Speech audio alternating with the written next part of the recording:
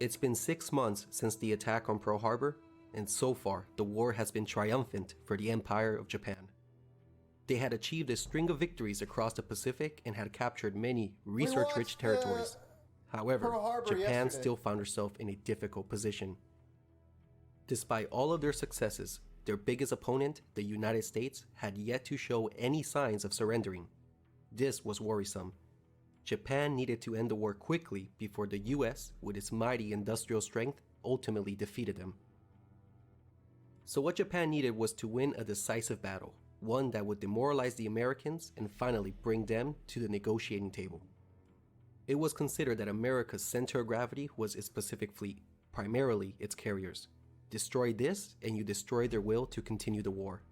Therefore, the only chance Japan had of winning this war was if the American carrier fleet was destroyed. But the question was, how to provoke the carriers from leaving its safe base at Pearl Harbor? The answer, attack an objective the Americans wouldn't relinquish without a fight. And after much debate, it was decided that Midway would be that objective. That thing? I find that crazy. That these battles were fought like a speck of sand on the fucking map, dude. If the Japanese attacked Look at that thing, dude! Invaded Midway, the Americans would certainly respond in force, and this would finally give the Imperial Japanese Navy a chance to annihilate the American carrier fleet once and for all.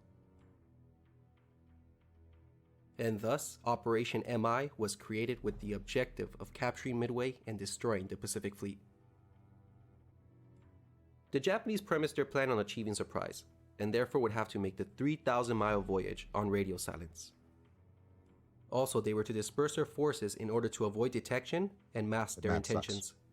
Why didn't anyone vote Nuketown? In conjunction, there was another operation to the north to take over the Aleutian Islands, which was codenamed Operation AL. No, you have to spend 100 bits, otherwise it won't give you the voice. It has to not be the TTS in the thing, you have to spend the bits. And then just do the shit. It's like a bit TTS thing. Because I pay money for the service. Beta?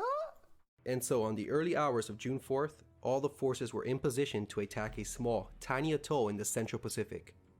The stage was set for one of the most epic engagements in naval history. This is the Battle of Midway. The battle will be told from the Japanese perspective. The fog of war will be included during this video. That means you, the audience member, will only know the positions of the Americans the moment the Japanese commander knew of it. This is to put the audience member in the commander's seat to see how they would have reacted themselves, given the unique circumstances and complex scenarios that plagued the Japanese on the morning of June 4th. So to start off, let's see who the commander was and what his forces were. Spearheading the MI formations were 4 top-of-the-line fleet carriers of the 1st Mobile Striking Force, also known as the Kido Butai. This was the most destructive offensive weapon the Japanese Navy had, and would be the main protagonist of the upcoming fight. How long do these boats take Its to commander go there? is Vice Admiral Nagumo Chuishi. He was 55 and had assumed command of the 1st Air Fleet in April of... Wait, what? How old is he? Admiral Nagumo Chuishi. He was 55 and had assumed command of the 1st Air Fleet in April of 1941. They said 25. He didn't get this I was post like, my boy looks rotten for being 25. because he had naval aviation experience. In fact, he has specialized in torpedoes. He got the job simply based on seniority. It was said his command style lacked decisiveness and that he was too reliant on his staff. Oof. Nevertheless, in June of 1942, he was the most experienced carrier commander in the world. Nagumo had 4 carriers with him this day. His flagship was the Akagi. The Akagi was the oldest and longest of all the flat tops. She had a large aircraft capacity, and since she had been converted from a battlecruiser hull, possessed a high speed. Takaga was a battleship conversion, so this made her the least maneuverable and the slowest of the 4. But she did embark the most aircraft. While typical squadron strength was 18, she herself carried 27 carrier attack planes. These 2 carriers were the stolid warhorses of the Kido Butai. They packed a mean punch and were not to be messed around with. Next came the 2 dashing Cavaliers of Carrier Division 2. They were the smaller but more nimble Soryu class. They were designed from the keel up, had a good air group size, and a very high speed due to their light hulls and construction. However, Does this matter much? I mean, if you're moving in formation? the downside was that they were lightly armored. The Soryu came first, being commissioned in 1937. She was well liked in the Navy. Her near sister ship, the Hiru, was almost identical, but had a larger bridge and was slightly better armored. Rear Admiral Yamaguchi was the commander of Carrier Division 2, and he made the Hiru his flagship.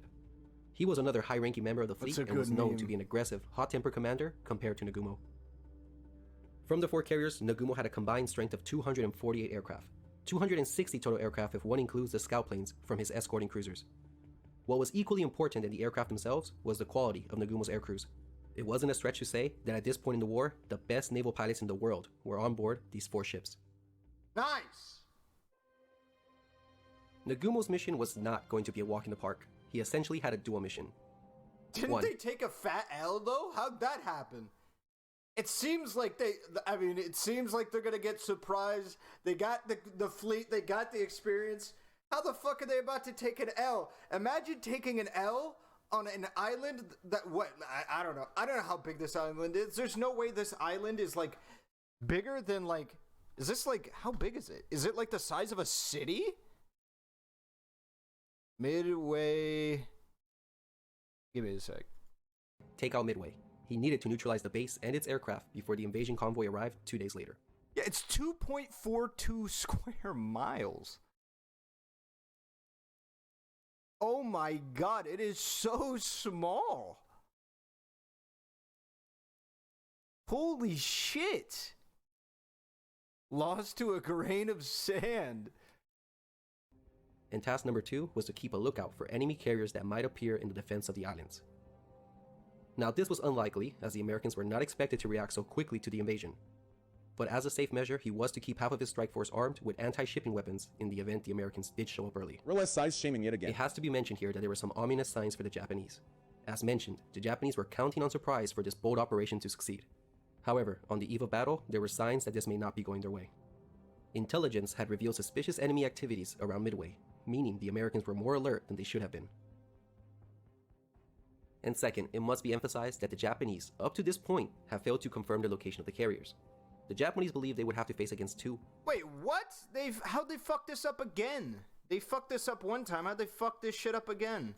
Possibly 3 carriers to their 4, so it was imperative that they get a confirmation of their whereabouts. It was believed that they would still be in Pearl Harbor during the first days of the operation, and there were 2... There's 39 people that live on that island. The island of Midway, there's an estimated 39 humans that live on that island, dude. Lost to sub 40 people. attempts to verify this.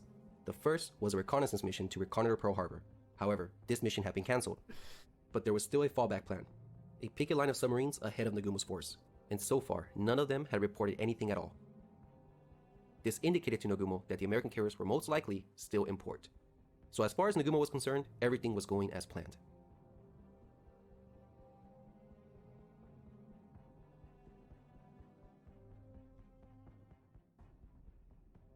Dawn, June 4th. Compared to the scattered cloud cover to the northeast, the Kido Butai found itself under low but light cumulus clouds. The carriers continued to steam into the wind, which was coming from the southeast, to prepare for the air raid. At 0430, a strike of 108 aircraft was launched against Midway. All of these planes were launched in just 10 minutes, a testament to the skill and training of the Japanese pilots. Leading the strike was Lieutenant Tomonaga Joichi. He was a veteran of the air war over China, but this would be his first combat sortie against the Americans. Nagumo had to keep the other half of his planes in reserve in case American carriers appeared. The pilots in this group were the A-Team, the best the Kido Butai had to offer. Akagi's torpedo squadron was said to be the best in the Navy, while Carrier Division 2 had the reputation of having the best dive bombers. Any report of an American carrier, and these pilots would make easy work of them. At the same time of the launch of the Midway strike group, reconnaissance planes were sent out from the escorting cruisers. The search consisted of 7 lines, 6 of which stretched out to 300 miles. Clearly, with only 7 planes to cover more than 176,000 square miles, the search effort can be considered half-hearted, perhaps even negligent. But in Nagumo's defense, it must be reminded that this was a precautionary air search. Simply put, Nagumo and his staff were convinced that no enemy carriers would appear this early into the battle. Although, I would say criticism is justified. I mean, given the fact that Intel reported suspicious activities around Midway, and given the bad weather in the area, Nagumo should have doubled his search efforts as a safety measure. It's what a prudent commander would have done. Anyway, the launch of the search planes went well, except that the launching of float plane number 4 from the cruiser Tone was delayed for 30 minutes.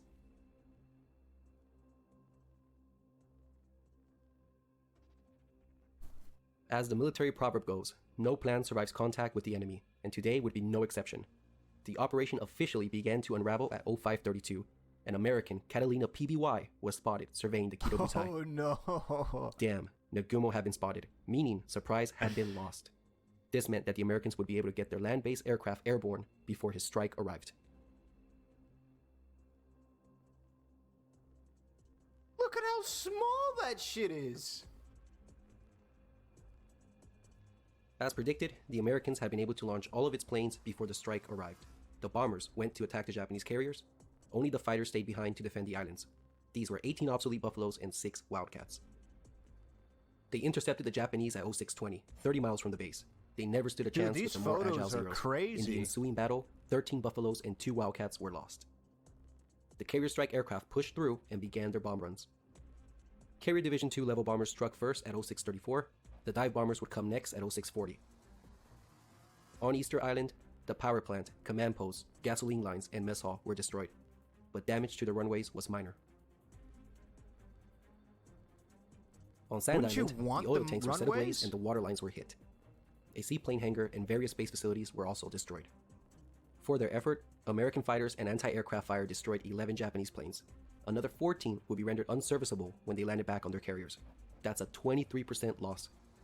The damage to Midway support facilities had been heavy, but the base wasn't out of the fight. The air group commander, Lieutenant Tomonaga, looked back at the condition of Midway and with great dissatisfaction had to report back to Nagumo that a second strike was needed to neutralize the base.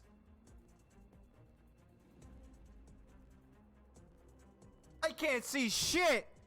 The fuck is What that? follows What am I next supposed is a to series see? of complicated It's events just and black. situations happening to both the Kido Butai and on board Nagumo's headquarters. So I'll tackle them separately, starting with the initial airstrikes against the Kido Butai. At 0710, 6 TBF Avengers and 4 Army B-26s were spotted approaching the Japanese carriers. This would be the first of 4 separate attacks from Midway-based aircraft that would harass them throughout the early morning. Over 30 fighters were sent to destroy the 10 American warplanes. The Avengers selected the Hiru. Zero swarmed over them, and one by one, the torpedo bombers were shot down. Only 2 were able to launch at the Hiru, but from extreme range, and they missed. The 4 B-26s, which had been modified to carry torpedoes, went for the Akagi. Only 2 were able to launch, but they both missed. Ooh, that's an L. The real danger was posed by the last B-26. The damaged bomber made no Let's attempt to pull out of go! its attack. Instead, it headed directly for Akagi's bridge. Nagumo and his staff saw this and were shocked. The Americans were not supposed to show this kind of bravery. The bomber pressed on, and at last minute, narrowly missed the bridge and crashed into the sea. Dude, that's His suicide attack had wild, failed, bro. and surely it had given Nagumo and his staff one hell of a scare. Debated, dude. Despite the bravery and determination, Actually the attack had debated, failed to dude. achieve a single hit. 5 Goddamn, Avengers and 2 Marauders had been 07, shot down. dude. The Japanese lost 2 zeros. Half an hour later, Hold up. at 0753, a new force was spotted Fuck, approaching where the do I put mobile my force. shit? 16 Marine Corps Dauntless dive bombers. 9 Zeros set out to destroy them. The dive bombers pressed on and went for the Hiru. Instead of going for a steep dive, ensuring accuracy, these planes conducted a glide bombing attack. They were clearly inexperienced pilots if this was their way of attacking. They managed to bracket the Hiru with some near misses, but ultimately no hits were scored. They lost half of their squadron, leaving only 8 survivors to return to Midway. The Japanese lost only 1 0. And shortly after that attack, 15 Army B-17s attacked from 20,000 feet. At this altitude, the B-17s were immune to the anti-aircraft fire below them. However, this also greatly diminished their accuracy. They went after the Soru, Hiru, and Akagi, but the carriers below them had more than enough time to conduct evasive maneuvers and avoid the bombs. There were no losses on either sides, and no hits were scored. Only near misses on the Soru and Hiru caused any alarm. God damn, dude. A remarkable set of photographs were taken at this moment. Here's the Hiru dodging a couple of very near misses. Oh. Note the 3 fighters of combat air patrol on their flight deck. Here, we got the Akagi, Nagumo's flagship, while under attack. Easily noticeable is the red rising sun painted on the deck. That's so fucking cool, dude. And the third picture shows the Soru. She's conducting a tight turn to starboard to avoid being hit.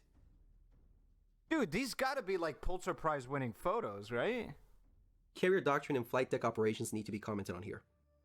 During attacks, the main priority was Yeah, it obviously looks like the defense of the loading carriers. circle. This came in three forms: anti-aircraft fire, combat air patrol, and evasive maneuvers. Japanese anti-aircraft fire capabilities were very weak, so could not be counted on. So this left fighter cover and evasive maneuvers as the main forms of defense for Nagumo's force. There was a downside though. God, I want to play One, Hearts of due Iron to the so evasive bad. maneuvers that require wild and violent turns, it was obviously dangerous to spot or launch a squadron of aircraft while being bombed. So let's say you wanted to launch an airstrike, but then you found yourself under attack. It would actually be better to wait until the attack was over to then fly off for strike. And second point, as these pictures show, Japanese flight decks had to be kept clear anyways during air attacks for the replenishment of their own fighters. And this was rather frequent since the Zero had about 7 seconds of cannon ammunition. Fighters were given priority because they did after all provide the most effective measure of defense. Hence, the only activity you would see during attacks was the recovery, replenishment, and relaunching of these small packets of fighters. 3 at a time, sometimes 6 at a time. In other words, and the point I'm trying to drive in here was that, as a general rule, you couldn't launch a strike while under attack. So let's just say hypothetically that at this moment Nagumo wanted to send a strike.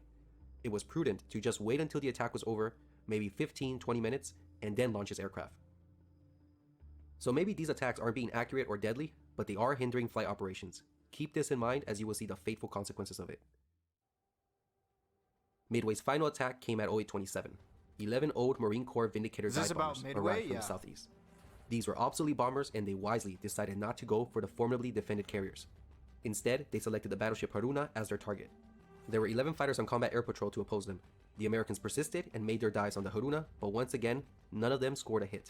Jesus Vindicators were lost during the attack. Christ. And, in the midst of all of this, a submarine had been spotted, and at 0825 it fired a torpedo at the battleship Kirishima. The battleship dodged it by turning to port, and the destroyer Adachi was detached and sent in pursuit to chase down the submarine. As you can see, this had all been a narrow escape for the Japanese. These series of close calls surely had everyone on the edge of their seats. Although the Japanese were impressed by the determination of the attacks, they were not impressed by the skills of these pilots. Despite 52 planes being dedicated to the attack, not a single hit was achieved on the Japanese. Jesus. The biggest success these attacks had was that it had kept the Japanese off balance from 0700 to 0830, which, as we will see, was a critical time for Nagumo.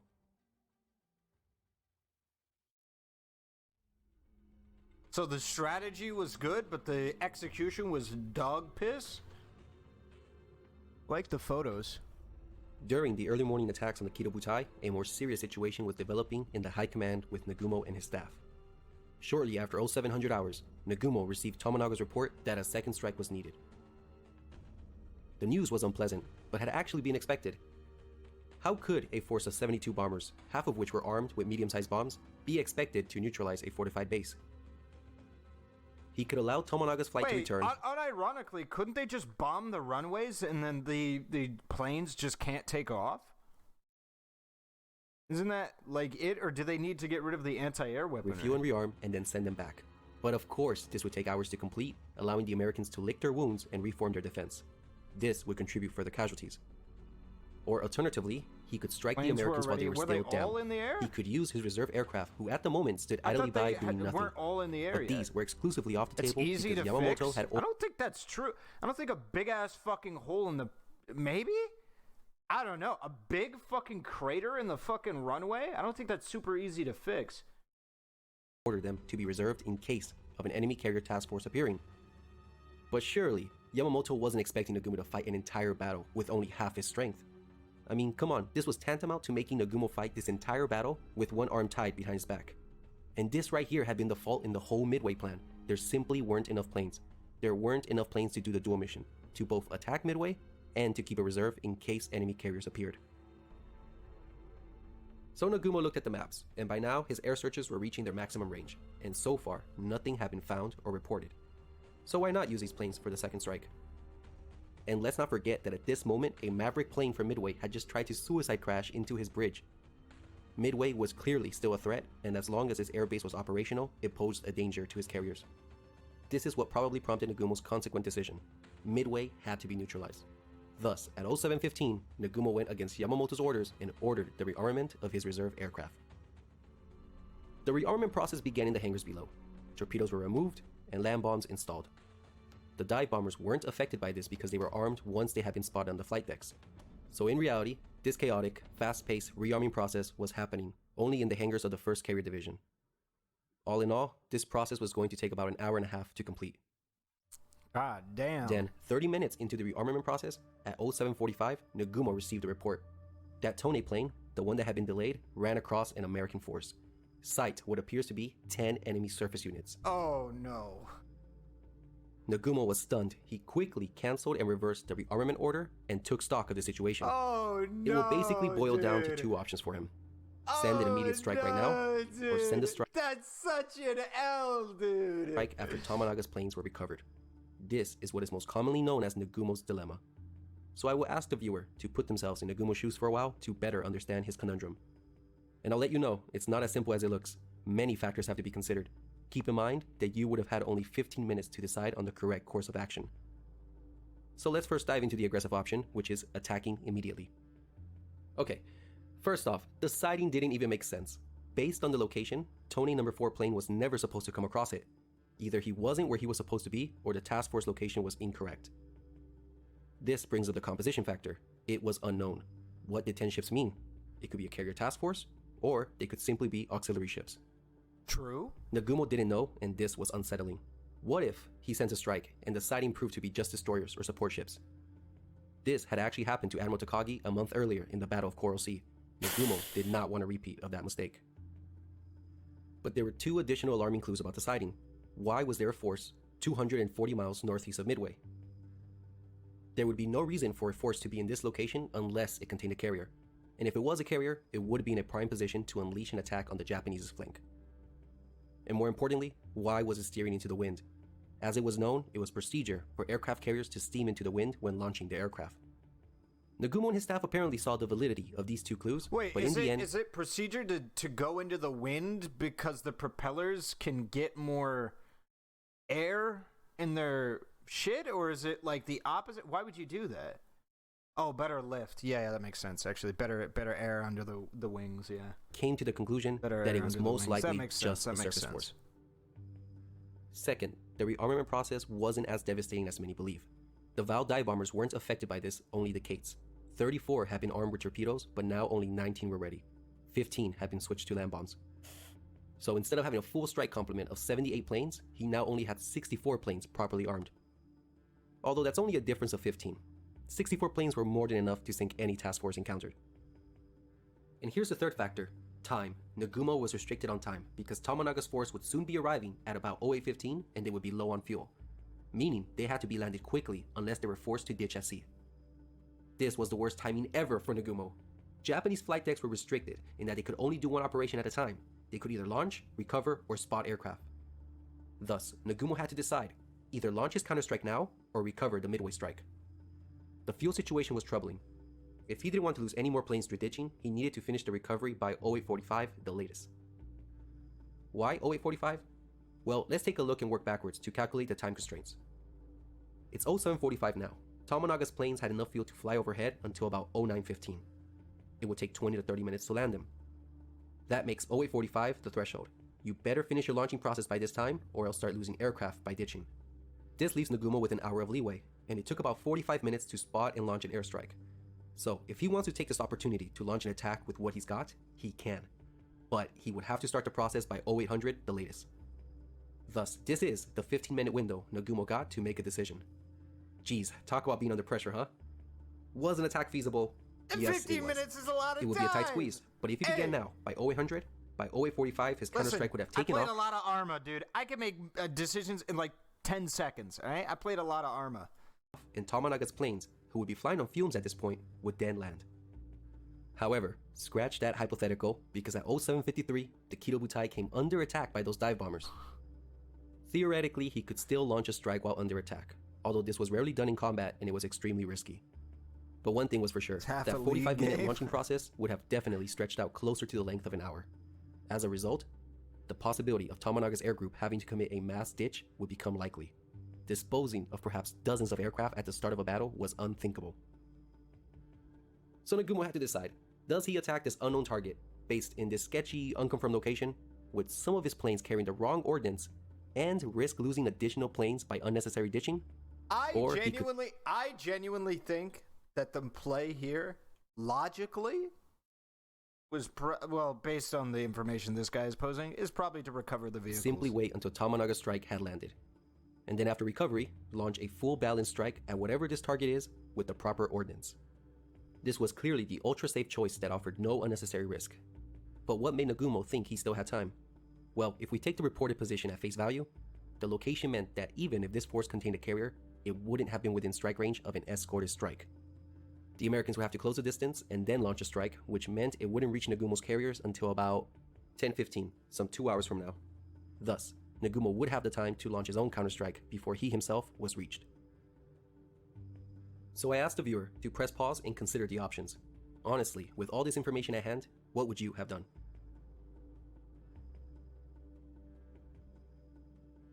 What does he do? I'm curious. With the conservative now. mindset that Nagumo had, it's not too difficult to imagine which course of action he took. He went for the safest option. He would recover his planes first, and then launch a powerful, well-balanced strike at the enemy. Nagumo opted for this choice because it promised mass and coordination over anything else. For as much as Nagumo has been criticized, Bad moves, his decision just was nuke 'em. doctrinal. If any other Japanese commander had been in his place, they would have also made the same decision.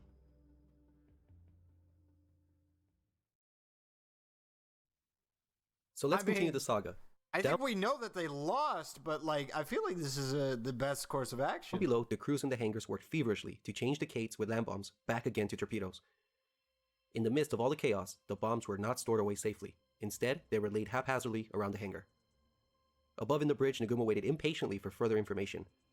And it wasn't until 0820 that identification of the surface units finally came through. The enemy is accompanied by what appears to be a carrier.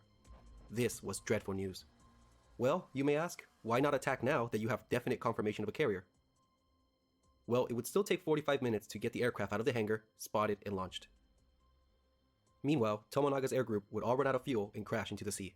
And just there, you lost 97 planes. Also, the strike would have to go unescorted since all the fighters had been brought up to assist in the air defense of the mobile force during the recent attacks. So the option of launching an unescorted strike, which was bound to receive heavy losses and lose 97 planes through mass ditching, wasn't seriously going to be considered by Nagumo. Basically, it was too late for Nagumo to attack now. He had made his bed, and now he had to lay in it. He would have to wait. Thankfully for him, the last morning attacks died down by 0837. The Kido Butai finally got a break from all the morning attacks and could now begin recovering the aircraft. From 0837 to 0910, Tomonaga's strike force was safely landed. While one can sympathize with the predicament Nagumo was in, there was a decision that was questionable. The Kido Butai changed course to the northeast after Gyro, recovering the thank you. airstrike. Why? This was not necessary. Japanese planes outranged the Americans. There was no reason to close the gap. It would just make it quicker for your opponent to reach you. A wiser decision would have been to head northwest, still allowing you to strike back, but keeping you at the extreme. Wait, I was gonna say, wouldn't that allow that, and as well as like the land units wouldn't be effective against your fleet if they for some reason enabled the land units to striking be able range to of the go at you? Americans. With the last of his aircraft recovered, Nagumo was now free to begin spotting his planes on the decks. It was looking good for Nagumo. All he needed now was a 45-minute uninterrupted window, and a powerful counterstrike would be dealt to the Americans. However, events would soon foil his high hopes.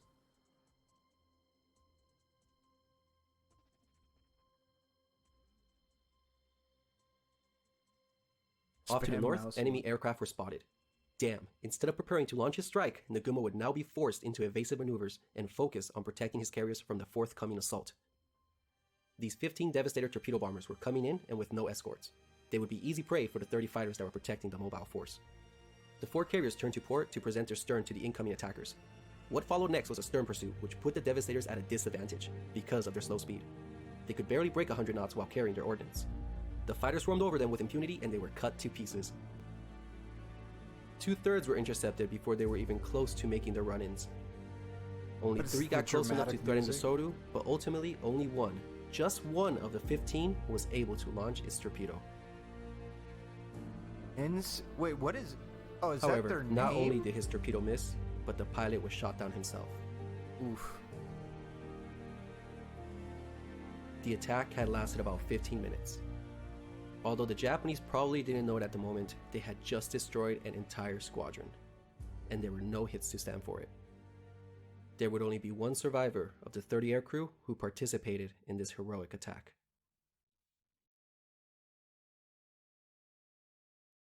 I don't. Is that their name? But as soon as that attack was over, at I don't know 0940, that's another a one big began, name. this time from the south. It was at this time that Nagumo had to have realized that his mobile force was in serious trouble. It was imperative that Nagumo get his planes off the deck before being hit himself. All he needed was a 45-minute window to launch an airstrike. But during attacks, he couldn't launch a strike because his flight decks were solely occupied with the replenishment of the combat air patrol fighters. To add to the mess, he was in a dangerous state because at the moment he was at his most vulnerable. His planes were fully fueled, armed, and parked densely within the hangars of his carriers. And more disturbingly, it was clear that these were carrier-based bombers. Obviously, the reported location of the carriers had been wrong this whole time. They had actually been 55 miles closer when they were spotted at 0728. Thus, his mobile force had been within American strike range this entire time. Damn! This is a clear example of the fog of war. Just like at Coral Sea, the Japanese commander had made a decision based on the information at hand. Although unbeknownst to him, the information had been incorrect. Sometimes you can just plain out have bad luck. One thing was for sure, Japanese scout planes needed to practice their ship identification and spotting skills. That's Oh well, so bad. maybe Nagumo can dodge this attack as well. The 14 torpedo bombers came in, unescorted. The two divisions had selected the Kaga as their target, and they were trying to do an anvil attack on the slow carrier. But it would be difficult to do with their slow lumbering planes. Initially, they came in unopposed, but then Zeros swarmed over them and the rightmost division took the brunt of the attack. 2 torpedoes were launched, but the Kaga dodged them. With additional Zeros added to the fray, only 3 torpedoes from the other division were released. Just as before, the Kaga skillfully avoided them as well. Once again, an attack had been pressed on gallantly by the Americans, but it had been ineffective. 9 of the 14 bombers were shot down, and of these 5 survivors, 1 had to ditch on the return trip. Only 1 Zero was lost. And when that attack finished, guess what? Another one began. You have got to be kidding. For the last 50 minutes, these piecemeal attacks, although as ineffective as they were delaying the launch of the desperately needed Japanese counterstrike. Whoa! Even in my location? And more frightening, judging this to be the 3rd torpedo squadron, there definitely had to be more than 1 carrier. Actually, there wasn't just 1, there were 3. Boy, was Nagumo in trouble. Also, the Japanese must have asked themselves at this point, where were the dive bombers? If the Devastators had made it this far, an imminent dive bombing attack was sure to come. But something was different with this forthcoming attack. These 12 torpedo bombers came in with an escort of 6 Wildcats. The Zeros set out to intercept them, but little did they know they were in for a surprise. For the first time in the war, the famous Thatch Weave was used, named so by its creator Jimmy Thatch, who was leading the division. The planes would start in a beam defense position. Once a Zero was on the tail of a Wildcat, the 2 sections would turn towards each other. This allowed one section to get a head-on attack on the chasing Zero.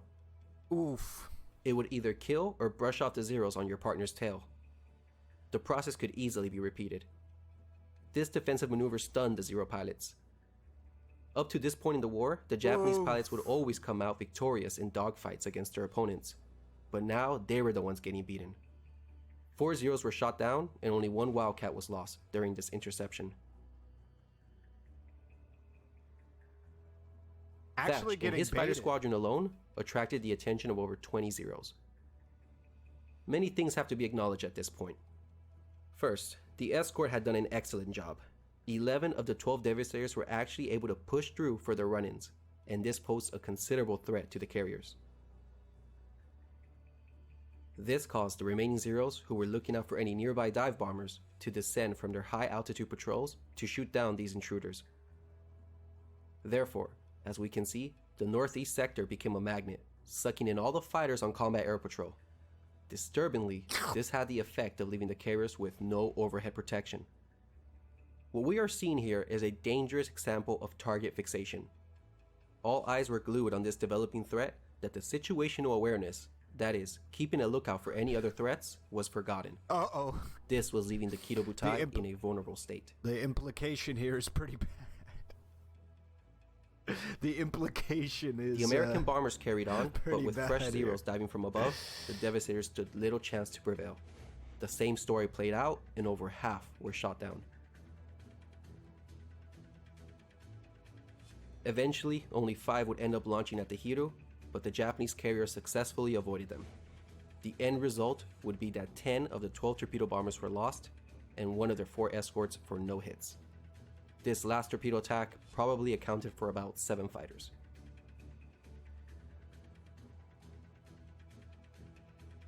The time was 10:20. The torpedo attack was halfway through, and as expected, not one had struck home.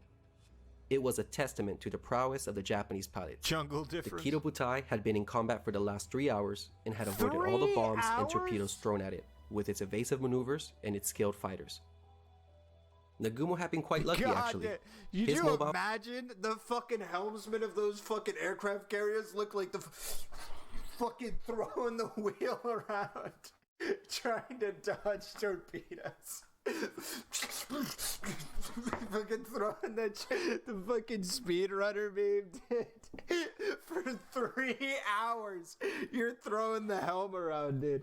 Force, with no radar, had shot down 53 aircraft at this point and had lost only 11 fighters itself, and there wasn't even a scratch on his ships. But it was precisely at this moment, when all the fighters were down below fighting off this latest assault in the northeast sector, that a new threat emerged high above. 50 dive bombers were approaching Holy overhead, shit. undetected and unopposed, and coming from 2 different directions. Oh my Nagumo's god. luck had finally run out.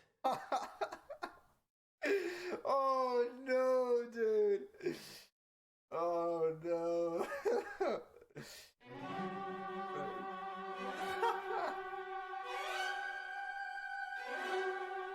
They're doing the meme. The Kido Butai had never been faced with defeat before. In the previous 6 months, they had ruled the seas. They had sunk 5 capital ships, a light carrier, 2 cruisers, and half a dozen destroyers. But now, their unbroken string of victories would come to an end. These dive bombers weren't rookies like the Midway base bombers. These were the A-team of the Pacific Fleet, and with no opposition, the result would be deadly. From the south came 2 squadrons, and they all teamed up on 1 carrier, the enormous Kaga.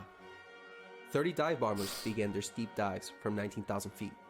The Kaga was practically taken by surprise, and she received 4 hits. One of which landed on the bridge, killing the captain and his staff. The planes, being fully fueled and armed inside the hangar, ignited, causing a chain of secondary explosions. No, She quickly became an inferno.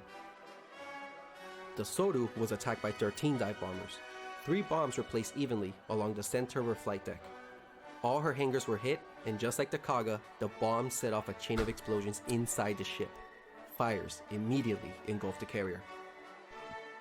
It looked as if the Akagi might get off scot-free. However, when the Kaga was being pummeled, 3 dive bombers peeled off at the last moment and went for her. Oh, With pure no. skill, a bomb was dropped in its upper hangar. It didn't seem serious at first. A carrier this big could have certainly survived this single hit. But just like her sister ships, the planes and bombs inside her hangars began to detonate. No. Thereafter, fire spread uncontrollably, and the Akagi, the flagship of the Kido Butai, was doomed.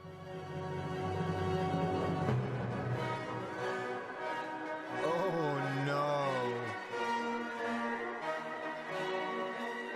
Dude, unlucky, dude. In less than 5 minutes, history had changed.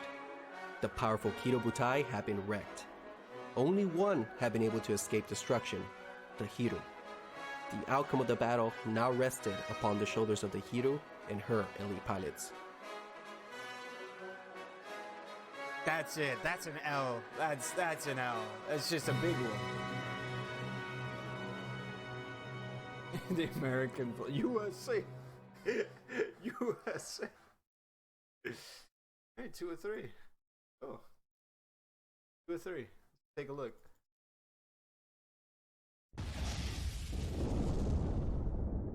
God damn. Could you imagine pitching that helm around for 3 hours, and then in a span of like 20 minutes, your whole fleet gets fucking clapped, bro.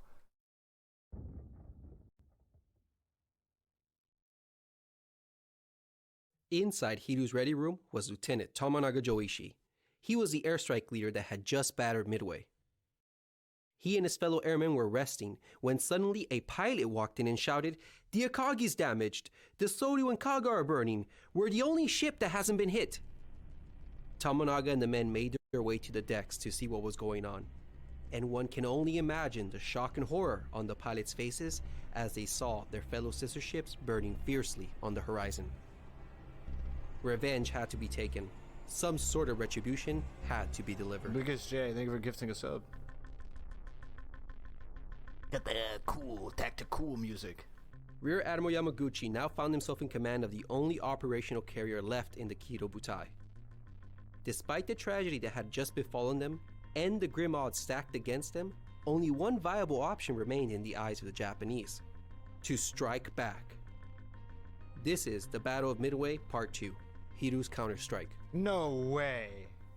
This shit Yamaguchi wasted no time sending the retaliatory strike. Anything, right? Led by Lieutenant Michio Kobayashi, the strike consisted of a complete squadron of 18 dive bombers with 6 fighters as escorts.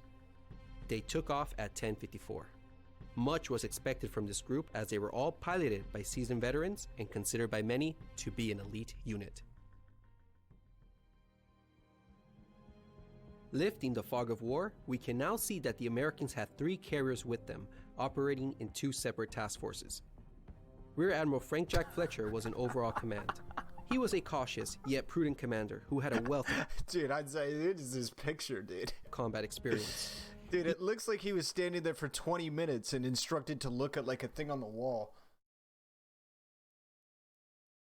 For 20 minutes and he got caught by surprise. He had previously fought the Japanese a month earlier at Coral Sea. Task Force 17 was under Fletcher's direct command, and it was centered on his flagship, the USS Yorktown. Sole survivor of Coral Sea, the damaged Yorktown had been quickly patched up and made battle-worthy in just 2 days so that she could participate in the battle. 2 days? It had been her dive bombers that had shattered the Soryu. Fletcher also had operational command of Task Force 16, which was led by Rear Admiral Raymond Spruance. Task Force 16 contained the Hornet and the Enterprise, and it had been Enterprise's dive bombers that had taken out the Kaga and the Akagi. Could you imagine how fucking amazing it would feel to be the crew on any of these carriers after that result? Could you imagine? Holy shit. All 3 carriers were waiting anxiously for the return of their strike groups, and unfortunately for the Yorktown, she would be receiving some unwanted visitors as well. Kobayashi was heading her way. Bosh, Contrary to belief, why wouldn't I just watch the Nagumo was video? not a broken man after the disaster at 10:30. His reaction was quite defiant. After shifting his flag from the Akagi to the light cruiser Nagara, he ordered the Kido Butai towards the enemy, who were now believed to be only 90 miles away. He made it out of the ship and is on another ship? Optimistically believed he could engage the Americans in a daylight surface action. However, this fanciful notion was shattered when at 12:40, reports showed the American forces were heading east and opening the distance. He subsequently changed course as well and began to head northeast. Wait, why? Is he retreating? At 10:50, Admiral Yamamoto, commander of the combined fleet and chief architect of the whole operation, was notified of the current situation of Nagumo's mobile force. One can envision his sorrow and dismay upon hearing the news that 3 of his carriers were on fire. Just like Nagumo, he too was hopeful that a surface engagement could be forced upon the Americans. At 12:20, he issued a series of orders to retrieve the situation. He ordered a concentration of his main warships to come to Nagumo's aid. In terms of air support, Yamamoto ordered the carriers Junyo and Rujo, operating in the Aleutian campaign, to head south to join the Hiru. There was just a problem though. All friendly forces were hundreds of miles away. Both Yamamoto with his main body of battleships and Admiral Kondo with his 2 fast battleships could arrive no sooner than the following morning. And the 2 carriers, What? forget about it. They were over 2 days away. Wait. The following morning? I thought it was noon. It would take them 13 hours to travel 200 miles? How many miles per hour is that? So 10 is Jesus! These things go slow. But ultimately, this effort didn't really matter because the Americans had no intention whatsoever of participating in a surface battle. They were heading east, away from the Japanese. So it was up to the Hiru, with her meager air power alone, to take on the LA enemy. traffic.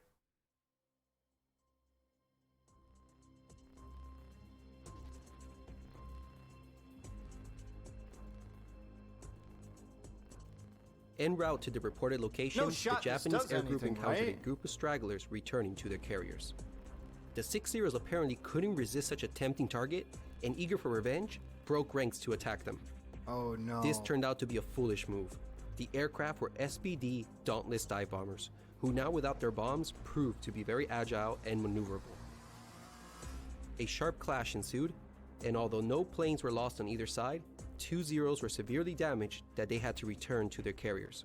Oh my god. The Val dive bombers now had only 4 escorting fighters and they were miles behind. This unnecessary Dude! What the fuck, bro? skirmish would prove to be a fatal mistake. At 11:52, radar detected the Japanese strike 32 miles out. Yorktown had 8 fighters in the air, and the majority went in to intercept the strike formation. With their fighter escorts still too far behind to intervene, the attack proved devastating for the vulnerable dive bombers. The dive bombing formation was completely shattered and disorganized. 7 Vals were shot out of the sky before the Zeros finally made an appearance, but even then, they only managed to shoot down 1 Wildcat before losing 3 of their own. During this engagement, 2 additional Vals were destroyed and another 2 had to jettison their bombs, which meant it was now up to only 7 dive bombers to eliminate a carrier. The bombers decided to split into 2 divisions to attack the Yorktown. The first would attack directly from the west, while the other 4 would attack from the southwest, so that they could approach with the sun to their backs. Kobayashi's unit was reputed to be the best dive bombing squadron in the fleet, and they would soon confirm their elite status. The attack began at 12:10. The first plane was shot down, but his aim was true, striking the Yorktown abaft the number 2 elevator. Oof. The second got a near miss, starting a minor fire on the fantail. The third and fourth missed their mark as the Yorktown was turning to port to throw off their aim. But the fifth bomber landed the most damaging blow. It exploded deep inside her hull, damaging the stack uptakes and snuffing out all but one of her boilers. Thick smoke began to gush out and Yorktown's speed dropped. Then, another heavy hit was scored, knocking out her forward elevator and starting several fires deep in her hull. I wouldn't know. The attack concluded with the final plane scoring a near miss. 4 minutes after the Is that attack, the Yorktown good? came to a halt and was dead in the water, with heavy fires on board. The carrier was out of operation. But did it sink, though? This picture shows the dive bombing attack in the initial stages. Notice the damaged dive bomber about to crash into the water. Its tail has been completely shot off. The dives conducted by Kobayashi's unit were nearly vertical and were held steady despite the intense anti-aircraft fire the Americans had put up. Hitting a moving target cruising at 30 knots was no small feat, and the result speaks for itself. What is 30 knots? 3 hits and 2 damaged near misses from 7 aircraft? It had been a spectacular performance, one that even the Americans begrudgingly It's acknowledged. 34 miles per hour. Okay, that's not very slow. For a thing that big, that's actually kind of fast. Kobayashi was not amongst the survivors, but he would have been proud of his unit for this impressive achievement. 71%. However, the attack had suffered intolerable losses. Only 5 of the 18 Vals made it back. That's a 72% loss rate. And of the remaining escorts, only 1 of the 4 Zeros made it home. If the Japanese continued like this, they wouldn't have any more attack aircraft left by the evening. In return for all this damage, the Americans had lost only 1 Wildcat. Oh. The survivors enthusiastically reported to Yamaguchi that they had left a carrier dead in the water and burning fiercely. By this point, the Japanese knew they were facing 3 carriers, and according to their scorecard, If one had been taken out, it meant that it was now 1 versus 2. The battle could still be won, although a considerable amount of luck would be needed. How could it be won? We did it, Copium. How?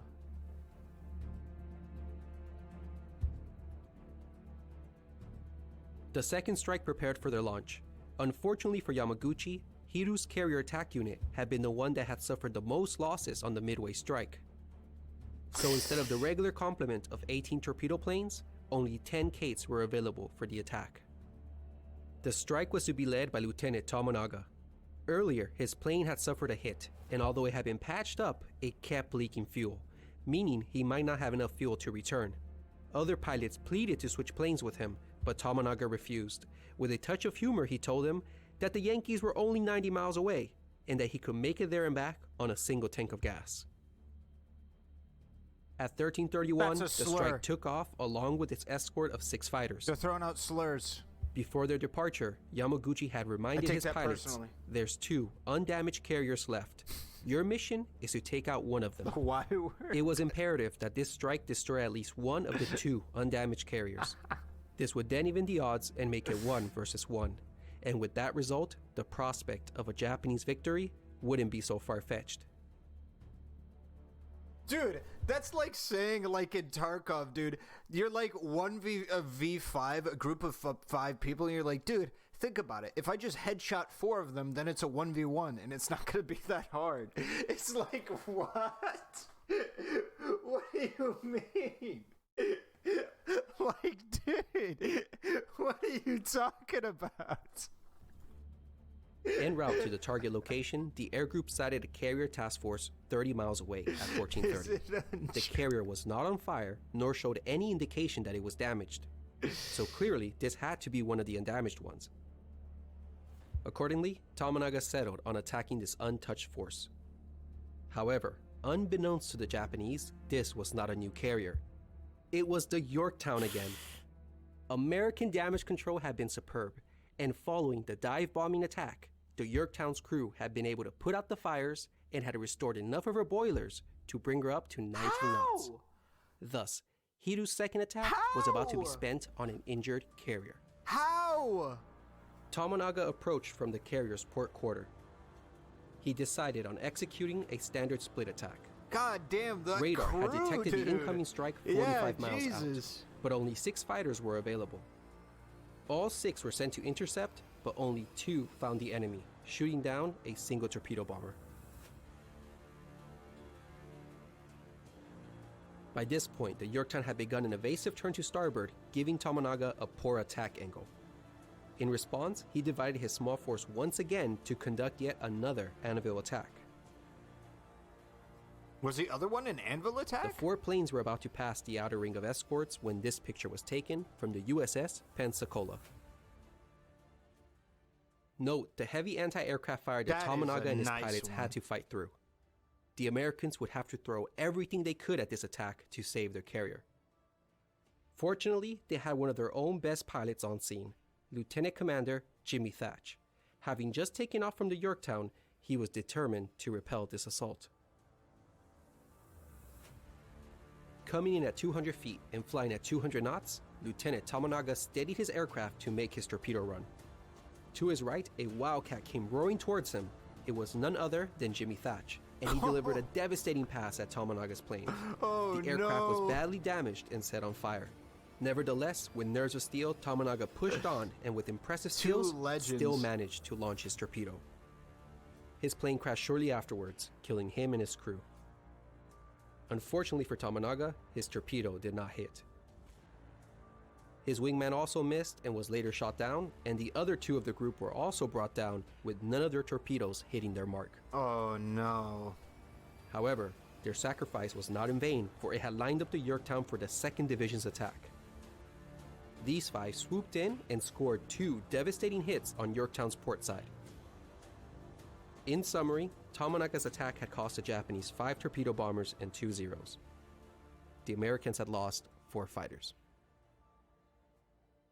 Wait, is the ship still going? A photograph captured the Surely moment the not, torpedo right? struck. Another It was 20-minute attack patch up? Yeah, another fucking 20-minute fucking patch job and they'll be back to moving. that had dealt tremendous and decisive damage to the Yorktown. She lost all power, 3 of her boilers were knocked out, her rudder was jammed, and with water gushing in, a severe list developed. It seemed apparent that the carrier would capsize at any moment, which would have caused a heavy loss of life. So the captain ordered abandoned ship at 1500. The Yorktown was now definitely out of the fight. By 1545, Hiryu's surviving planes had landed. At this point, the Hiryu was exhausted. Mind you, they had been in constant action for the last 10 hours. Just 10 minutes after they landed, Nagumo received a report from his scout planes. It revealed the truth of Tomonaga's attack. The strike had hit the same carrier as before. So it was still 1 versus 2.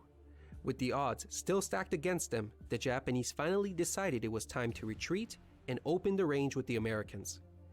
Yamaguchi looked at what remained of his strength, and it was pitiful. Only 4 bows and 5 cates remained.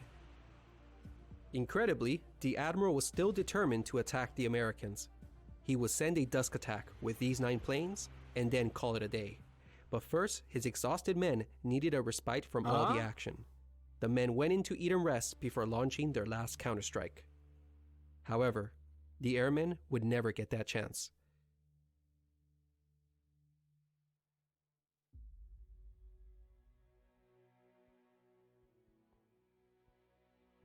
At this point, there's a distressing issue that has to be discussed. It's the controversial decision of Nagumo to close the range with the Americans once they had been discovered. After the 1030 disaster, Nagumo had been left with a single carrier, the Hiryu.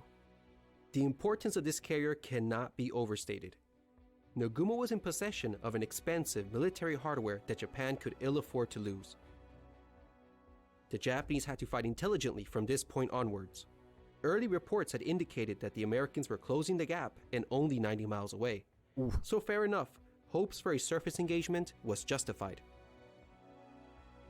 Therefore, Nagumo's decision to charge northeast to close the distance was reasonable. But there is something wrong with this picture. It's this, the Hiryu tagging behind Nagumo's surface force. A carrier has no business in a surface engagement. Not only that, but closing the distance keeps you within the enemy's strike range, and this was absurd. So why are they doing this?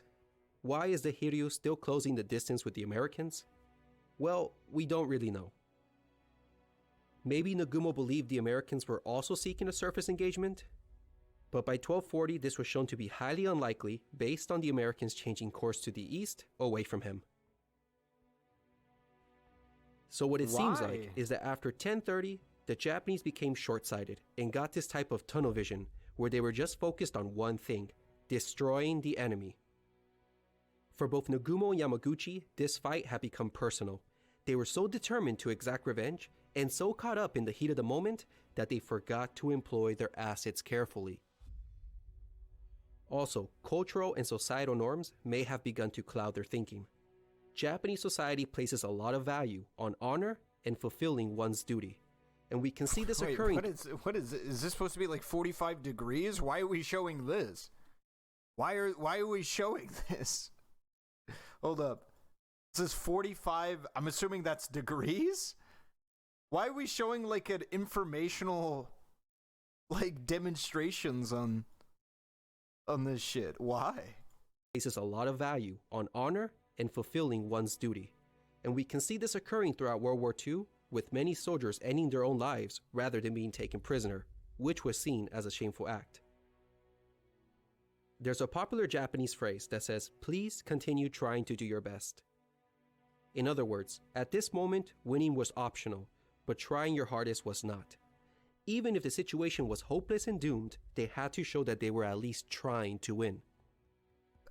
Dude, I agree with this quote, but people take this shit like really in a really weird direction. Like what they mean is trying means you must like try or die trying. Like, dude, retreating is a fucking incredible strategy. We've gotten clapped by retreating so many times. Like, retreating is an amazing strategy, but like whatever, I guess. But by doing so, they lost sight of the bigger picture. Saving this last precious Only carrier do. could have so well aided the Japanese in future operations. Both are to blame for this imprudent decision. It seems as if both were more concerned with preserving their personal honor instead of focusing on preserving this invaluable and irreplaceable carrier of their nation. It's selfish to not retreat. Admittedly, you're striking back at the enemy had hoping made good for sense, RNG. but exposing your carrier to American air attack had not. So what they should have done is that they should have let the surface units close the gap, but not the carrier. They could have detached the Hiryu with an escort to the west and opened the range even before Tomonaga's force had taken off at 1330. Her aircraft still had the range to strike the Yorktown and make it back home. But instead, the Hiryu spent all afternoon closing the gap with the enemy. Only at 1550, when reports confirmed that the Hiryu was still facing 2 operational carriers, did she head northwest. But by this point, it was too little, too late. The consequence for their reckless decision had already caught up to them. The Americans had lost contact with the enemy after the 1030 attack.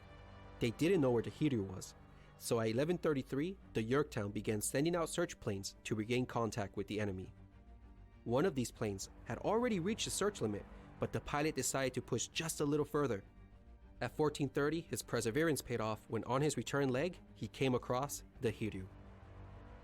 It was only 130 miles away from Task Force 16, well within strike range. If the Kidobutai had turned northwest immediately after launching Tomonaga's strike at 1330, the Hiryu would have been 35 miles further west at 1430, and chances are she would have never been spotted. Oh no. So much for saving your last precious carrier.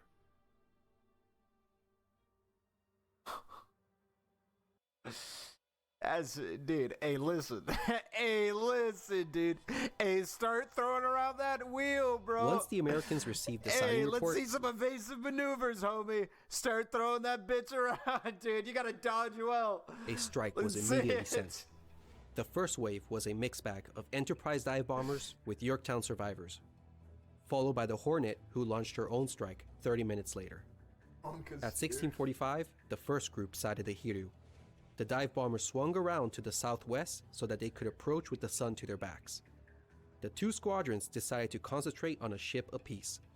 The Yorktown bombers, much to their resentment, were selected to go for a battleship, while the 10 Enterprise dive bombers got the main prize of taking out the carrier. 13 fighters were on combat air patrol. These pilots were no doubt fatigued at this point, and the clever tactic of approaching out of the sun must have worked, because for the second time this day, the Japanese were caught by surprise. They didn't spot the Americans until they were practically on top of them. And this perhaps highlights the Japanese's greatest weakness in carrier warfare: their lack of radar. What? They didn't have radar at all? The Enterprise dive bombers began their attack at 1705. The carrier made a hard turn to port. This threw off their aim and resulted in the first few bombs missing their mark. Thankfully for the Americans, the planes from the Yorktown saw this and diverted. Hiryu's time had come. Dive bombers were able to land a devastating total of 4 hits, all on the forward part of the Hiryu. The powerful explosions ripped the forward deck apart. Although the Hiryu hadn't been as packed with fueled-up and armed aircraft like her 3 sisters, 4 bombs were enough to shatter this detect lightly tree armed radar. carrier. Flight operations were out of order for the Hiryu. Nah, it's over. The remaining Dauntlesses went for the battleship but missed. 15 minutes later came Hornet's group. They ignored the Hiryu, seeing that she was doomed, and went for the cruisers, but to no avail. No hits were scored. In total, the Americans lost only 3 aircraft in the attack. All 4 carriers were now out of operation. F. Incredibly, Yamamoto still believed he could grasp victory from the jaws of defeat. Dude, copium, bro. He still entertained the prospect that Midway could be taken and that the American force could be destroyed in a surface battle. At 1915, Admiral Kurita and his cruiser squadron were ordered to bombard and neutralize Midway. The only hope left now for a victory was for a night action between Yamamoto's battleships and heavy cruisers and the American force of carriers and cruisers. Nagumo, who had been viewed as being too passive, was relieved of his command, and Admiral Kondo was left in charge for the upcoming night battle. However, by You fell off, 2330, homie. no contact had been made, and it was obvious that no surface engagement was forthcoming. If he continued east, he would place his ships in a vulnerable situation the following morning against American air attack. Well, was that too passive?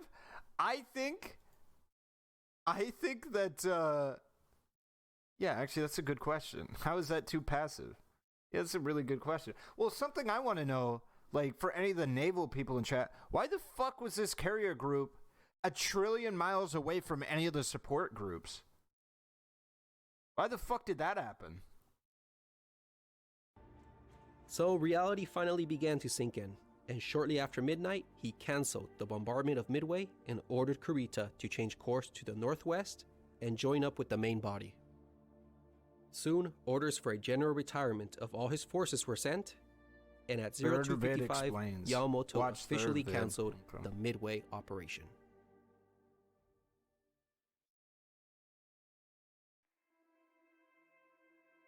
The scuttling. Oh, no. Back to the scene of devastation. 'Cause The they don't Japanese engage in carriers had been a caught in the surface most battle? vulnerable state possible, with fueled up and armed aircraft on board. As mentioned, each bomb hit was made worse by the secondary explosions that took part inside the hangars. The fires were fed and nourished by the fueled up strike planes, the bombs and torpedoes that hadn't been stored away safely, the fuel in the fuel lines, and other flammable materials found throughout the ship.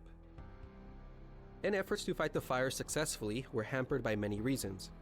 One was the poor design of the Japanese carriers, which made them ill-prepared to absorb damage and continue fighting. Second, fire hose and foam spraying systems were installed, but the water mains were damaged during the attack, rendering the systems inoperable. Oh, unlucky. And also, Japanese fire control abilities were simply subpar. So the fire steadily prevailed, and despite their best efforts, Japanese damage control equipment and training were simply not up to the task. The fires could not be extinguished, and this sealed the fate of the carriers. Soryu and Kaga were burning wrecks. After much deliberation, the decision was made to scuttle them. The Soryu sank at 1913 and lost 711 men. The Kaga sank at 1925. She lost the most personnel of all the carriers, losing 811 officers and men. Oh, God. There was a lot of hesitation with the Akagi, being that she was the flagship of the Kido Butai, but eventually she too was ordered to be scuttled. She sank the following morning, taking 267 souls with her. The Hiryu suffered the same fate. Fires had spread and could not be contained, and it was soon apparent that she was doomed. Admiral Yamaguchi, sticking true to the naval tradition, decided to go down with the ship. After a sentimental goodbye, why? Yamaguchi and a selected few stayed behind, while the rest of the crew transferred to a nearby destroyer. I never understood this. Why would you just die? Why not, like your experience as a fucking officer is just completely wasted. My Discord, not yours. Like, I never understood this. Hey, all of the experience I just got from fighting this fucking battle in this combat, yeah, fuck all of that shit. And the whole reason I'm a fucking aircraft carrier fucking commander in the first place, fuck all of that experience because I want to die with this fucking ship? The fuck? At 0510 on June 5th, she was also scuttled, struck by a single torpedo. But incredibly, she didn't go down until hours later in the morning. It was just enough time for a Japanese biplane to take this astonishing photo. Apparent is the gaping hole at the front of the ship. Oh my god. A portion of the elevator has been blown against the forward end of the island. Here's another classic shot of her, where we can see that the ship is still on fire amidships. The Hiryu sank some 2 hours after these photographs were taken at around 0915. 392 men were lost.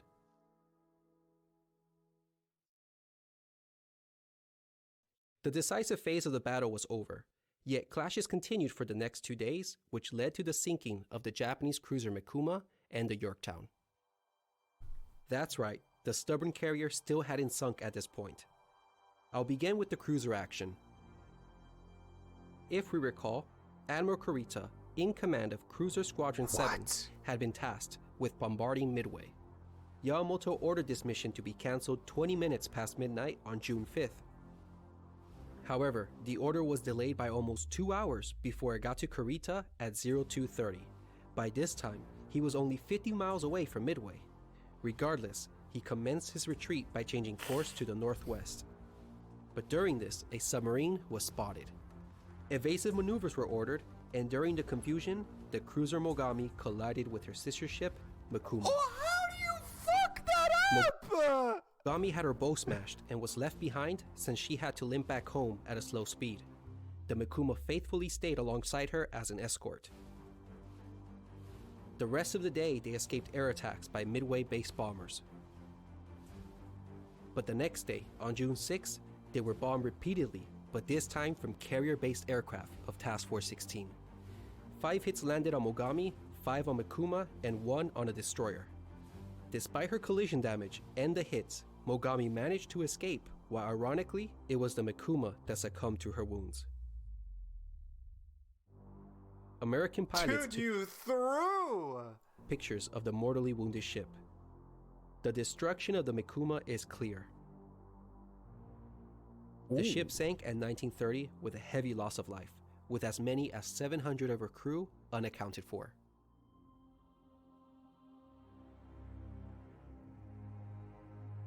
Retribution was obtained against the Americans. On June 4th, the Yorktown was abandoned, but despite appearing that she was about to capsize, she was found still afloat on the 5th. With the battle practically won and the Japanese in retreat, the idea of getting back to her and towing her to port seemed like a real possibility. So the next day, on June 6, the destroyer Hammond brought on board a salvage team. The destroyer remained moored next to the Yorktown to provide power. The team began to have progress. Power was restored, the list was corrected, and soon the Yorktown was being towed at 3 knots. Oh my god! But lurking in the waters was submarine I-168. Oh no. She had been dispatched by Yamamoto to finish off the Yorktown. The submarine skillfully approached, unnoticed, and patiently waited for the perfect shot. Although 5 destroyers were on patrol, no one spotted the submarine. Oh She no. closed in and at 1,500 meters released 4 torpedoes. It's over, The first right? hit the Hammond, which split the ship in half, and the second and third hit the Yorktown. The carrier was done for, and the salvage team evacuated the ship. The following pictures tell the story. The Hammond is shown sinking here after breaking in half. Dude, as she was these going on- photos are crazy.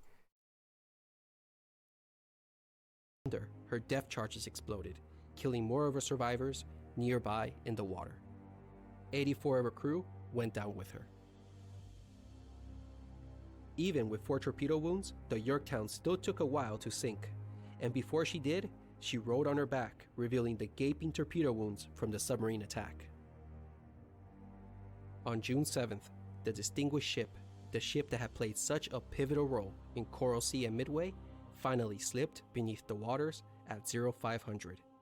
57 men were lost. Damn, could you imagine if that ship survived? That would be such a great museum piece. So now we can go to the final Do losses they, of the... surely, do they fit ships that big in a museum? Like, that's a fucking massive ship, right? You couldn't, right? It'd have to be, like, in a hangar or some shit, right? battle. Japan lost 4 fleet carriers, 1 cruiser, and You dock 250 them? aircraft. Yeah. But At they a didn't have a dockyard. heavy loss in pilots. Only 121 airmen were lost that day. What they truly lost were the 4 irreplaceable where I carriers live? and the experienced and highly skilled aircraft mechanics and technicians on board them. These men were difficult to replace. By best estimates, Japan lost 3,057 men. For the Americans, the cost had been relatively small for what they had accomplished. They had lost 1 carrier, 1 destroyer, and 144 planes. Total losses in men, 362. Oh my god! There was no question about Ratios, it. plus The you fell Battle off. of Midway had been a decisive American victory.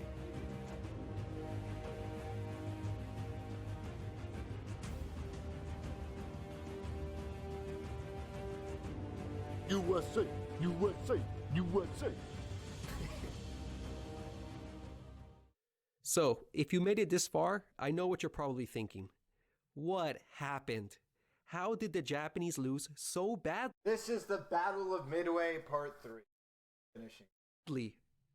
It seemed like everything had been going fairly well for them at the start of the battle, even defeating all the airstrikes Midway had thrown at them. But then suddenly, and seemingly out of nowhere, the American carriers appeared. Then the dilemma began, followed by all the fatal complications it entailed, and it all ultimately led to the disaster at 1022. To see how Nagumo got into this mess, we will have to view the battle again, but this time from the American point of view. USA, USA, USA. So, the reason the Americans were able to get the drop on the Japanese was that they knew that the Japanese were coming the whole time, and this was thanks to their radio intelligence. By May, the Americans had partially broken the Japanese naval code and had deciphered enough of the radio messages that they were able to get an accurate idea of when and where the Japanese would appear. So, Admiral Nimitz, commander of the Pacific Fleet, decided to set up an ambush on the approaching Japanese fleet. The plan was straightforward. His carriers would lie in wait northeast of Midway and launch a surprise counterblow against the Japanese flat tops while they were preoccupied with hitting Midway. Although simple, the plan was daring. For it to work, he needed to be in the right place at the right time. Thus, everything hinged on the accuracy of his intelligence. Also, Nimitz was well aware of the strength the Japanese were coming with. He knew he would be outnumbered in carriers. Yet, he was confident that as long as he retained the element of surprise, he would be able to fight the battle on favorable terms. Task Force 16 with the Enterprise and Sorry for the Hornet fall and thank you left for the Pearl resub. Harbor When are we on getting May an 28th, GG Minecraft followed by server? the damaged but Never. hastily patched up Yorktown on the 30th. And by the time the Japanese submarine cordon had appeared, the ships had already passed through. Thus, Nagumo's forewarning scheme had failed. The two task forces rendezvoused on June 2nd. Collectively, the three carriers had 234 aircraft on board. Midway itself had 127 planes stationed on it. So given these numbers, we can see that it was actually the Americans who would outnumber the Japanese at the point of contact. On June 3rd, a PBY flying boat spotted the Japanese transport force about 700 miles west of Midway. The transport group was subsequently attacked, causing minor damage to it. This sighting on June 3rd confirmed to the Americans the authenticity of their intelligence and that it wouldn't be long before the Japanese carriers made an appearance. So they deployed. So, on June 4th, the game was on. The Americans were prepared for the oncoming Japanese force, whereas the Japanese were still oblivious to the fact that three enemy carriers were lying in wait to ambush them. I wonder how accurate all of the movements are, the like arrows and shit. June 4th. As we recall, Nagumo had only 7 planes to conduct his searches. In contrast, the Americans had more than 30 conducting theirs. God damn. In carrier warfare, reconnaissance is key, and it was the Americans who came out on top, getting the first sighting at 0530. However, the report gave cause for concern to Fletcher.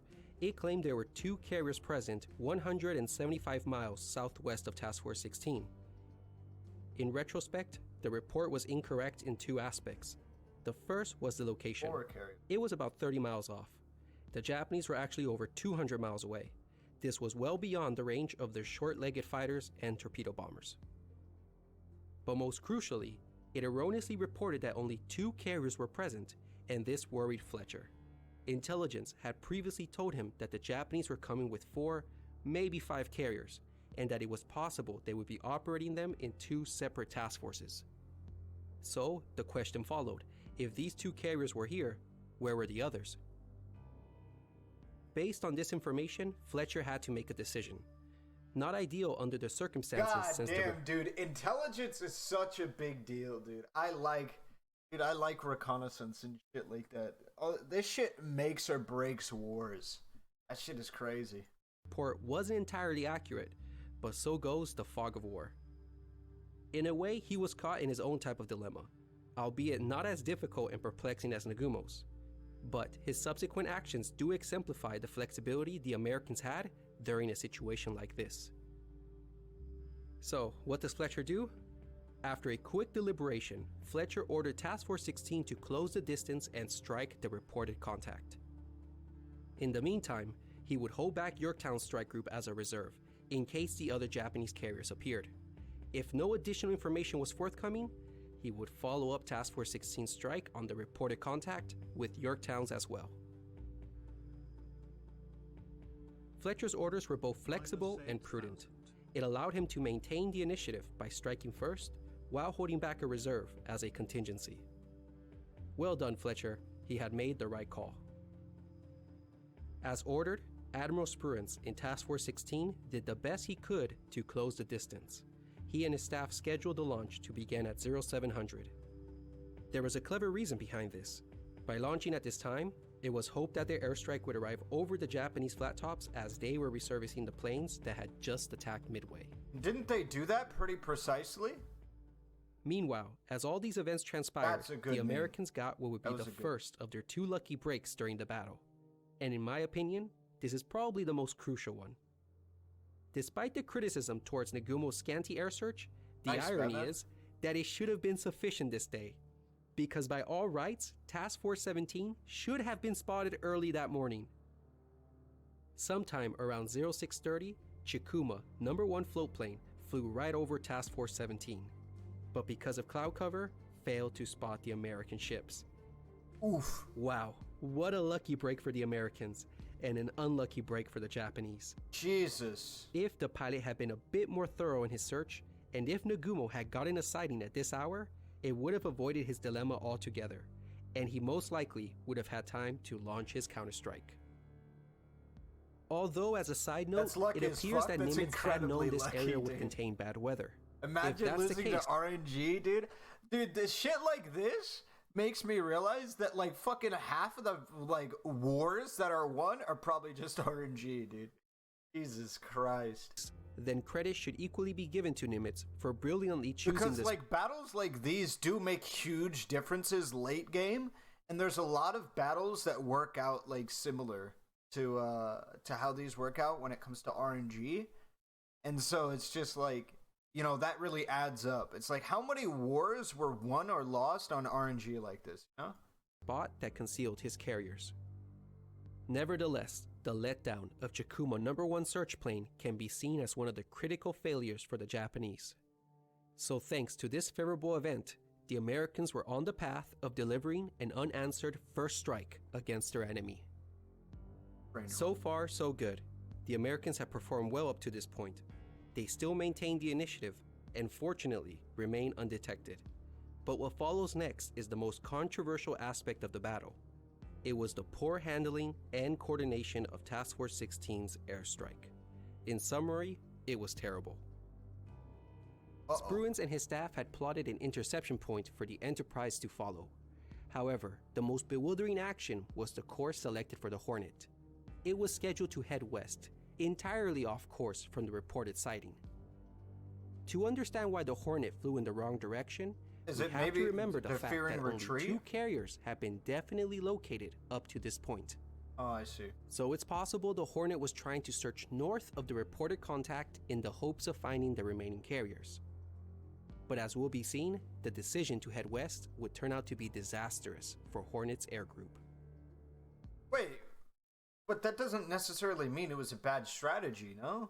I mean, it could mean that it could be a good strategy. I'm just saying that, like, I don't know, we'll look at it, but with them believing that there's only 2 in the first strike group, the separate strategy could be used to bring that up. Or, like, the thing I was thinking about is, what if, to their knowledge, the recon plane might have actually seen Task Force 16, and that now knowing that there is 3 aircraft carriers in the area, that presumed from American intelligence standpoint, 2 aircraft carriers might have tried a retreat path, so sending the Hornet group directly west, in a northern vector of the Japanese carriers, it could be used as an interception group just in case they retreat.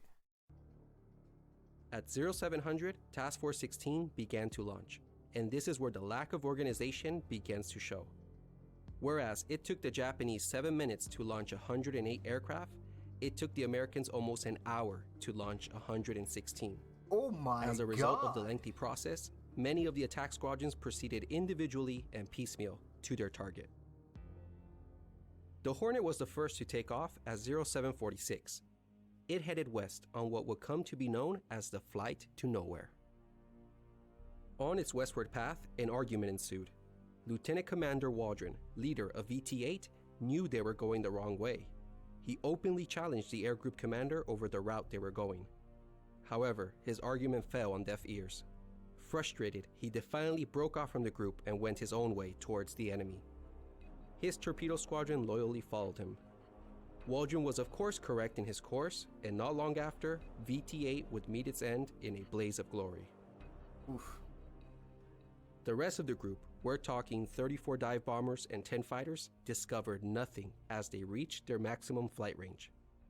They were now low on fuel and had no choice but to head back home. Their formation broke apart as some decided to land on Midway and others back to their carrier. All the fighters ended up ditching on the way, and a third of the SBDs landed on Midway. What? To sum up, Task Force 16's most powerful strike element of 44 aircraft never engaged the enemy, and they lost 13 planes in the process. Enterprise's dive bombers set out at 0752. Leading the air group was I still genuinely, I mean, I don't know how that shit works in regards to it. So in the reality that those recon planes, so let's talk about American intelligence here, right? Two Americans, so that was the Hornet group. That was supposed to be the group that like really fucked up. But in the event that there was only two aircraft carriers, they were spotted, right, from American intelligence POV. Two aircraft carriers, the three American aircraft carriers were spotted. The Japanese absolutely could have veered back north and went on a northern path that the Hornet group could have intercepted. Now, why the Hornet group was the first off and didn't go towards the direct flight path, that seems kind of weird. Like, I don't know why you would choose to have them go first and be like one of your strongest and go that way. I don't know why you would do that, but yeah. Can't run out of fuel, can't find a carrier and ditch? Well, no, you would just tell them to not fly that far out. Right? That's what you would tell them to do, right? Don't fly out that far would be the most realistic thing. It seemed like there was a lot of lacking of coordination on the pilot side, not so much the strategy itself. Lieutenant Commander Clarence Wade McCluskey Jr. Due to some confusion during takeoff, McCluskey ended up having no fighter escort.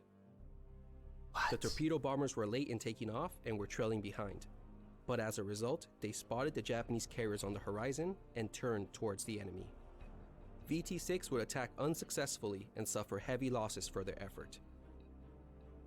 Meanwhile, the dive bombers had carried on. They reached the interception point where the Japanese were expected to be, but found nothing. At this critical juncture, McCluskey made one of the most important decisions of the battle. A logical assumption would have been that the Japanese carriers had passed the interception point and were now between Midway and himself. But as McCluskey intuitively suspected, Midway's attacks had delayed Nagumo and had probably forced him to change course. Following his gut instinct, McCluskey headed north, a most fortunate decision for the Americans. He headed north. Wait, why did it go to 30? Did they ditch? Fortunate decision for the Americans. On the way, McCluskey and his men began to run low on fuel, and they were on the verge of giving up and returning home, when lo and behold, they spotted the Arashi. The destroyer had been detached earlier that morning to hunt for the submarine USS Nautilus. Well, now it was dashing north at 30 plus knots, trying to catch up with the Kido Butai, and McCluskey figured hey, this guy must be going somewhere important. So he tagged behind the destroyer, and it promptly led him to the Japanese fleet. God, what a For the Americans, weird God series bless of McCluskey. But before we get to the attack, we're gonna pause here for a bit.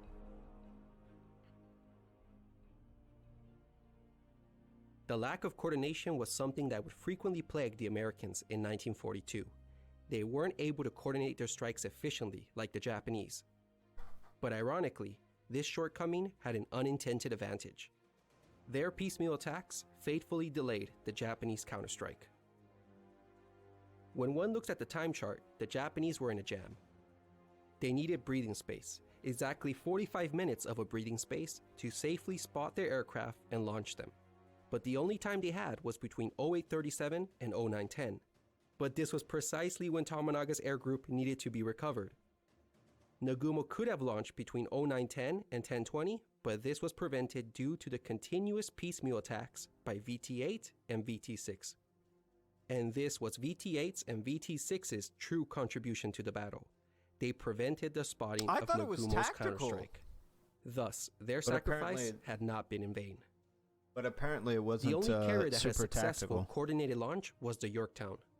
After waiting for over The 2 hours and not Yorktown. having received any Let's additional go. information regarding the unlocated carriers, Fletcher decided it was time to strike at what he could get.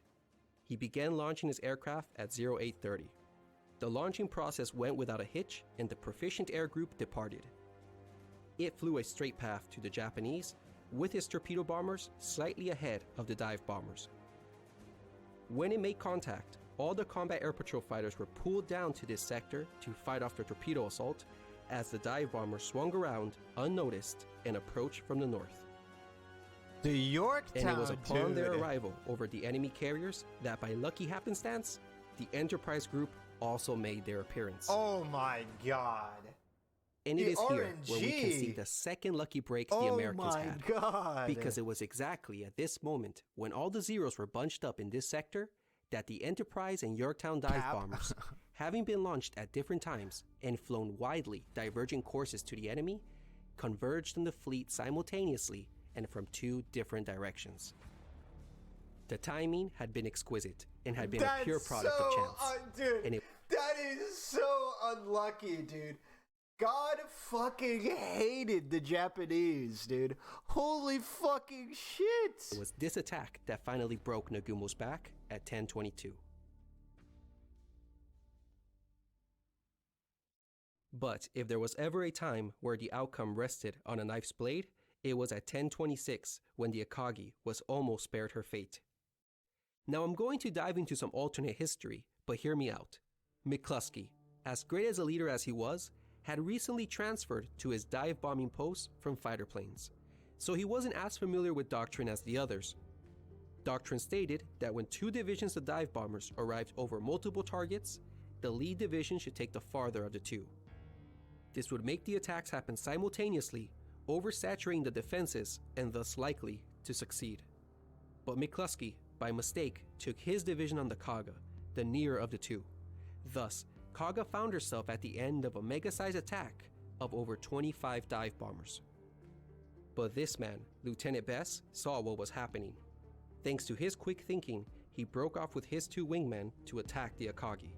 And it was Bess's bomb hit that single-handedly knocked out the flagship of the Kido Butai. Oh my god. And it was for good reasons too, No because the Akagi had the shots. best torpedo squadron of the fleet.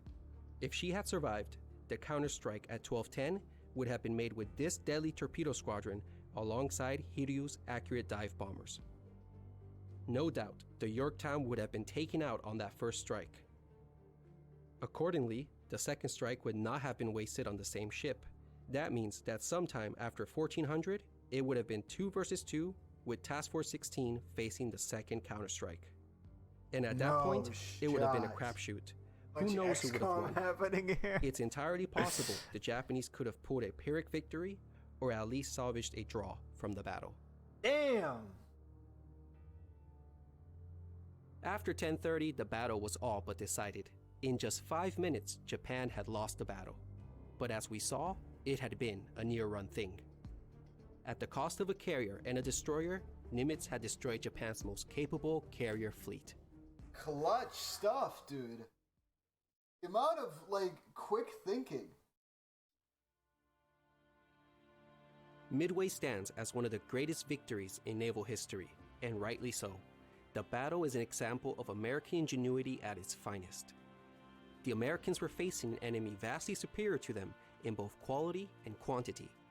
The only advantage they had was their radio intelligence, and they exploited it brilliantly. Once they got a heads up of the Midway operation, they began to cleverly lay a trap on the unsuspecting Kido Butai. Despite the numerical odds, Nimitz had such great confidence in his intelligence and in the skills of his men that he believed it would offset any advantages the Japanese had. It must be acknowledged that it was bold of him to offer battle against such a powerful opponent. Granted, he was aided by the numerous mistakes the Japanese committed before and during the battle. But thanks to dogged determination, perseverance, good leadership, and yes, we must admit a great amount of luck, the Americans in return got a spectacular and well-earned victory. That's crazy.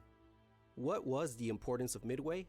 Well, Yeah, let's hear it. although it was a decisive victory, it was not a decisive factor in determining the outcome of the war.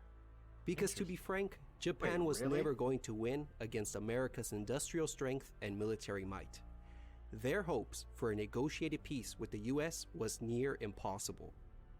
After their sneak attack at Pearl, the enraged and determined United States would have never accepted anything less than an unconditional surrender from them. This is why I share the belief, like many others, that Japan lost the war the moment those first bombs fell at Pearl Harbor. Hence, even if Japan had won at Midway, all it would have done would have been to buy it some time before the US replaced its losses and ultimately struck back. Given the disparity in strength, Japan's defeat was inevitable. So, the reason Midway is important is because it changed the course of the war. The first 6 months of the Pacific War were the dark days of World War II. The Japanese were running wildly and victoriously all across the Pacific with nothing to stop them. The Japanese firmly held the initiative, and this was largely thanks to the Kido Butai. It could project tremendous offensive power wherever it pleased. Meanwhile, all the United States could do, apart from a few raids, was to avoid direct confrontation and be on the defensive. The reason for this defensive posture was simple. The Pacific Fleet was numerically inferior to the Japanese, particularly in carriers. This would all change after Midway. To better illustrate this, let's look at the carrier strength of both sides during the first 6 months of the war. At the start of the war, America had 4 fleet carriers to Japan's 6. Ooh. In January, the Saratoga was torpedoed by a submarine and would be out of operation for a few months. In March, the Pacific Fleet received a slight boost when it was joined by the Hornet. Finally, in May, we have the first confrontation between the carriers at the Battle of Coral Sea. Uh-oh. During that battle, the USS Lexington was lost in return for the Japanese light carrier Shoho. But more significantly was the fact that both the Shokaku and Zuikaku had to return to Japan for repairs and replenishment after the battle. As a result, both ships would fatefully miss out on Midway. So, on the eve of Midway, carrier strength was now down to 4 against 3. The Japanese still have a slight edge in numbers, but not for long, because then we have the climactic Battle of Midway, and ouch. The dramatic shift in balance can clearly be seen. Now the Pacific Fleet possessed 3 carriers, soon to be joined by a 4th coming in from the Atlantic. Japan, on the other hand, had only 2 fleet carriers and a couple of second-rate light carriers. Japan's mighty carrier force was no more. Now that it had been shattered, so too had its offensive capabilities. Evidence of this is the fact that they would never again significantly be on the strategic offensive for the remainder of the war. So That's to an sum L. up, the significance of Midway was that by destroying the core of Japan's carrier force, Japan's expansion had been halted and the balance of naval power had been restored. For the Americans, this was great news. They had finally reached parity in carrier strength with their enemy. With morale and confidence at an all-time high, the Americans decided to react boldly to these favorable changes in circumstances.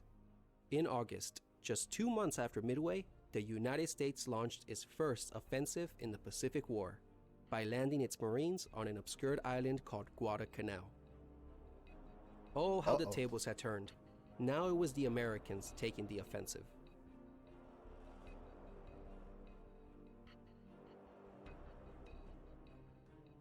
Well, shit. That's an L, dude. That's just an L. Make sure to like, subscribe, and share to get more videos like this right in your feed.